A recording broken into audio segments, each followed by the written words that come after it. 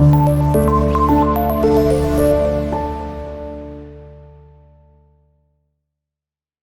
वालेकुम स्टूडेंट्स, उम्मीद है कि आप सब ठीक हैं और बहुत अच्छे तरीके से अपने रमज़ान की अदायगी कर रहे हैं और रमज़ान गुजार रहे हैं, रोज़ा रख रहे हैं और साथ में मेरे लेक्चर्स जो हैं वो सुन रहे हैं। तो आज जो बच्चों हमने करना है ईमानियात और इबादात में मश्क करनी है। सबसे पहले दुरुस्त जवाब का इंतखाब करें। तो सबसे पहला MCQs है, दुरुस्त जवाब का इंतखाब करते हैं।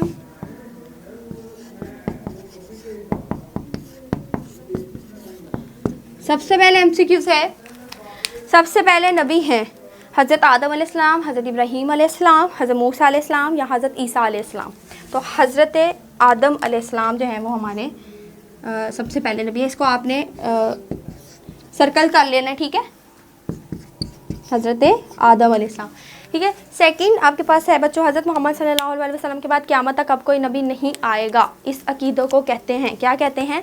अक़ीदा तकदीर, अक़ीदा आखिरत, अक़ीदा तौहीद या अक़ीदा ख़त्म नबूवत। तो इस अक़ीदे को कहते हैं अक़ीदा ख़त्म नबूवत,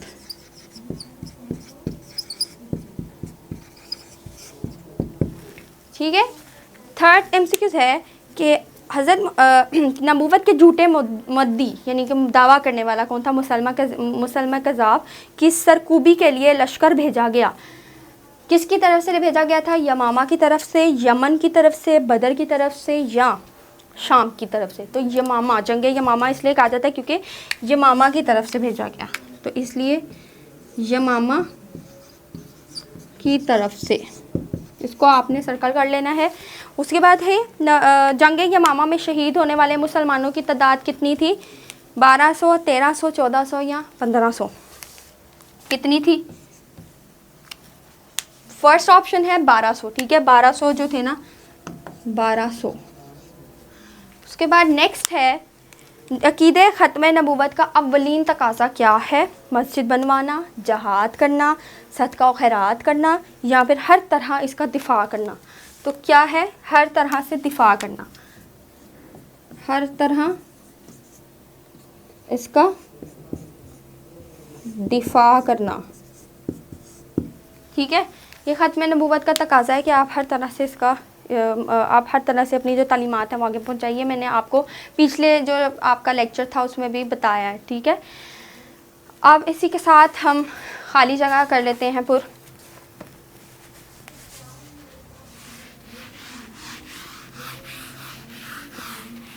खाली जगह पुर करें साथ साथ।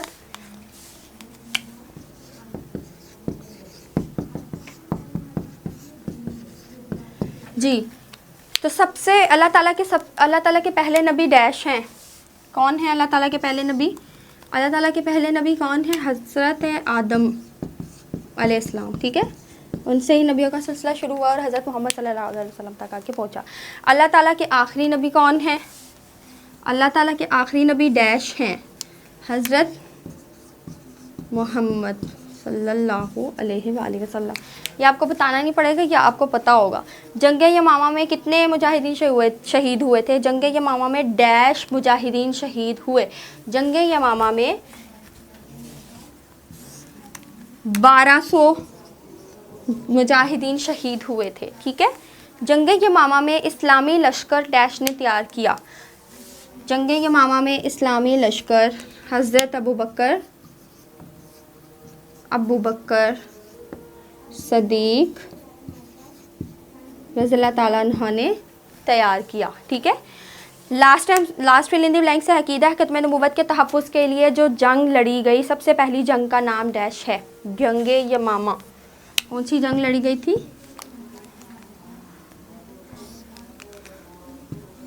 जंग यमामा, जो हज़रत अबू बकर सदीक रज़ियल्लाहु ताला अन्हु की मौजूदगी में की गई थी और उन्होंने करवाई थी, ठीक है।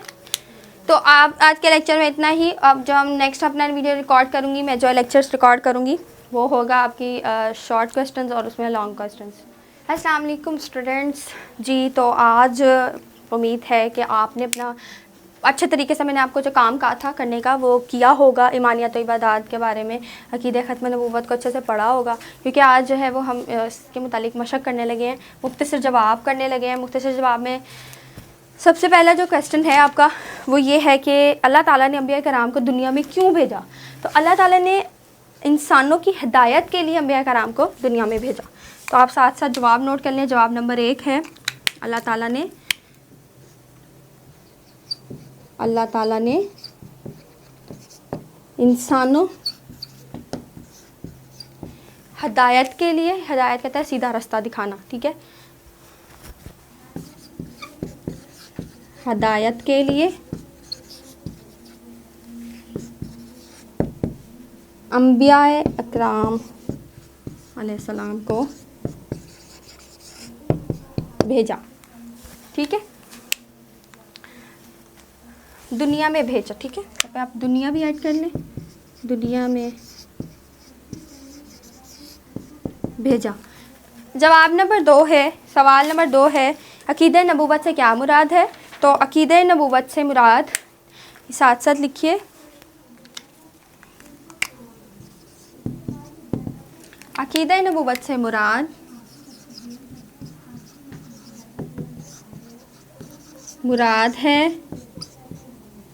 ये है कि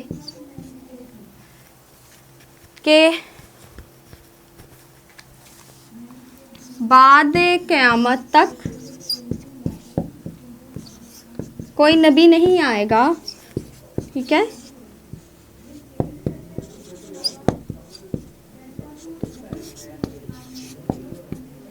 उसके बाद जवाब नंबर 3 है अकीदे ख़त्म नबूवत के बारे में कोई एक आयत का आपने तर्जुमा बताना है। तो इसमें आप एक आयत का कोई तर्जुमा लिख सकते हैं कि नहीं है मोहम्मद, लिखिए जवाब नंबर 3,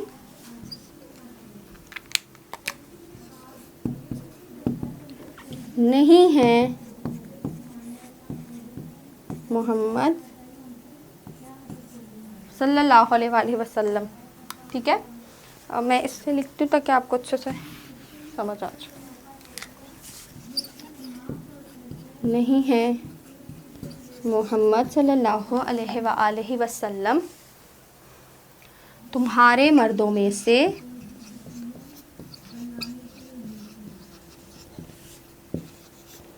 किसी के बाप, ठीक है,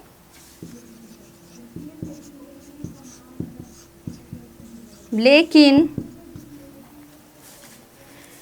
वो अल्लाह के नबी, लेकिन वो अल्लाह के आखिरी रसूल हैं, ठीक है, लेकिन वो अल्लाह के आखिरी रसूल हैं जो हर चीज़ को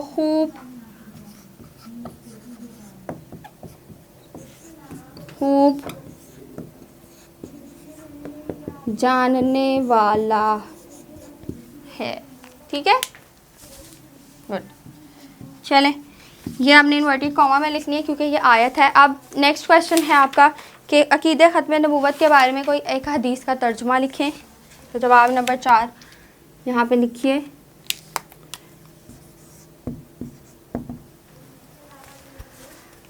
कि आप सल्लल्लाहु अलैहि वसल्लम का फरमान है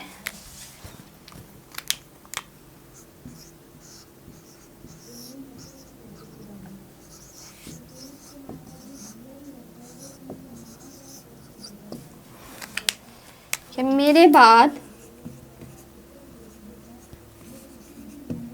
कोई नबी नहीं आएगा,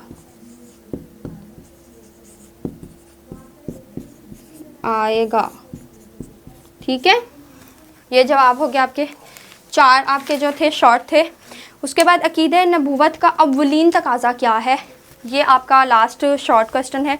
इसका जवाब नंबर 5 मैं यहाँ पे लिख रही हूँ जी। तो क्या तकाज़ा है कि अकीदे ख़त्म नबूवत का अव्वलीन तकाज़ा ये है कि ये हर तरह से दिफा किया जाए, कि इसका हर तरह से दिफा किया जाए। तो आप लिखिए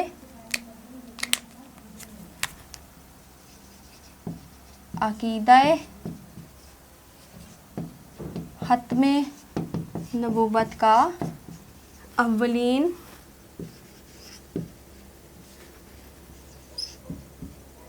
तकाज़ा ये है कि इसका हर तरह से